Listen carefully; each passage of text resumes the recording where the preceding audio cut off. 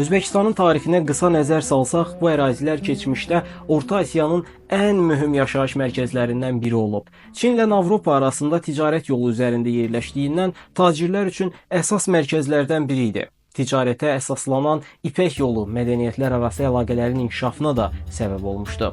Özbekistanın bu qədər zəngin və strateji əhəmiyyətə malik olması Böyük İskəndər və Çingiz xan kimi hökmdarların diqqətini çəkmişdi. Xüsusilə Monqollar Özbekistan torpaqlarını işğal edərək talan ediblər. Çingiz xandan sonra isə böyük türk hökmdarı Əmir Teymur bu torpaqlara sahib olub.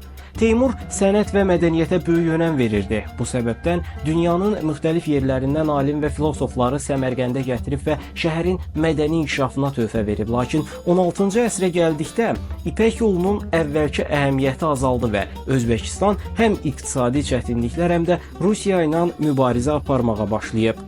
18-ci əsrdə Özbekistan Çar Rusiyası tərəfindən işğal edilib. 1917-ci ildən isə bolşeviklər Daşkəndi ələ keçirərək Sovet hakimiyyətini elan ediblər.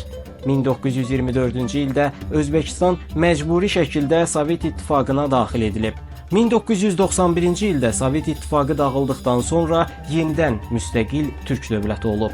Paytaxt Daşkənddən əlavə Buxara və Səmərqənd kimi məşhur şəhərlər də var. Özbekistanın cənubunda Əfqanistan və Türkmənistan, şərqində Qırğızistan və Tacikistan, qərb və şimalında isə Qazaxıstan yerləşir.